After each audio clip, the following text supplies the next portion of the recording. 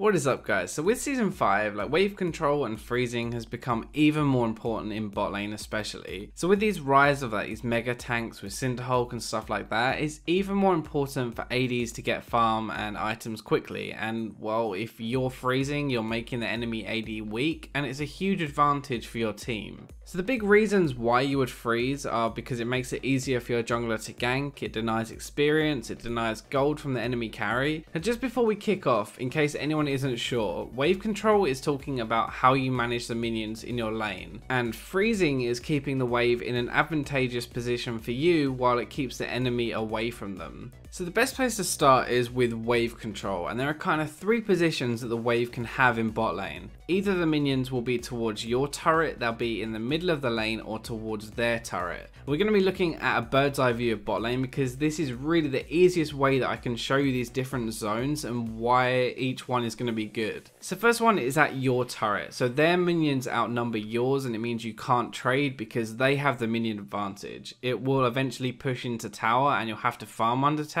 Now this doesn't sound too bad, but they have no minions to kill, so they can focus on hitting you, whereas you have minions to kill, so you have to split your focus. You are unlikely to get ganked unless you get poked too much and dived, but they do have lane control in this position. So moving on to the middle zone, the orange zone, and they can zone you if they're ahead, or you can zone them if you're ahead. And because the minions are going to be equal on either side, there's no advantage here. When you're in the dead center of a lane, it's actually quite difficult to gank you, so you're probably unlikely to get ganked at this position, and if you are going to get ganked, you'll get ganked from behind. When the lane is in the middle here, lane control is pretty even, and it comes down to who is actually stronger in a fight. So finally, moving on to the red zone, and this is when you're pushing. So your minions outnumber theirs, so you're in control. You can trade, you can poke them under tower for free, and they have to focus on CSing. So at this point, you are likely to get ganked, but you do have lane control, even if you're not actually stronger in a 2v2 fight.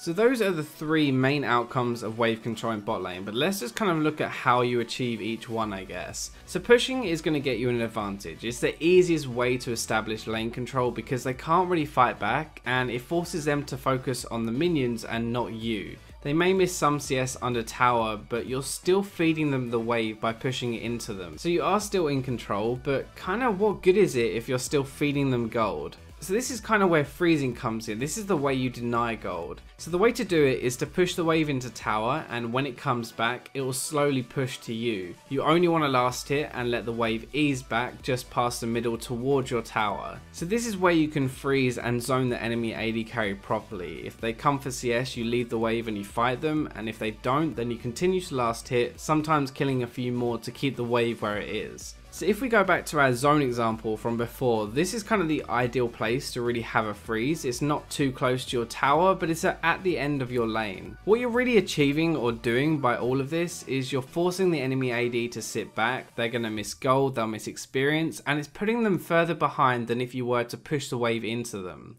So you might have seen this clip already. I did run it earlier when I was talking about freezing, but I wanted to go over it properly to show you what I mean. So in this clip, Jinx is CSing pretty well under tower. She's actually hardly missing any, and Amumu is starting to sniff around for a gank because I've been pushing so long. So this is when I decide to freeze. I back away from the wave and I only last hit as late as possible, and I slowly let it reach my tower. So when you've decided to freeze, you will actually let her get some CS while she pushes it into you, but you just have to remember that that's nothing compared to what you're about to deny her. Now you'll see I tank these caster minions myself so that they don't attack my minions, and then I use my Q to thin them out a little bit so they don't push too hard, and then I start to only last hit again. This is really the perfect position to hold a wave and freeze it if you're stronger, and as you see, Jinx comes forward to try and CS and we instantly get her flash. So the last thing to really point out is a little bit different with lane control, and it's when to push and when to base. So bot lane is very item dependent, right? Meaning that when the enemy bases, you ideally want to as well, because you kind of don't want them to come running back at you with a pickaxe, and all you have is Doran's blade to defend yourself. So if you're going to base first, this is a question that people ask me a lot, you actually always want to push your last wave really hard and then leave straight away. If you base after, either you kill your opponent or you force them to leave, you want to push that wave into tower and make them miss as much as CS as possible. The worst thing you can do is not push it, because a wave is going to build up with that wave already there and another one coming in, and you'll give them all this experience and gold from those waves that have built up, and you won't get any advantage from forcing them out of lane.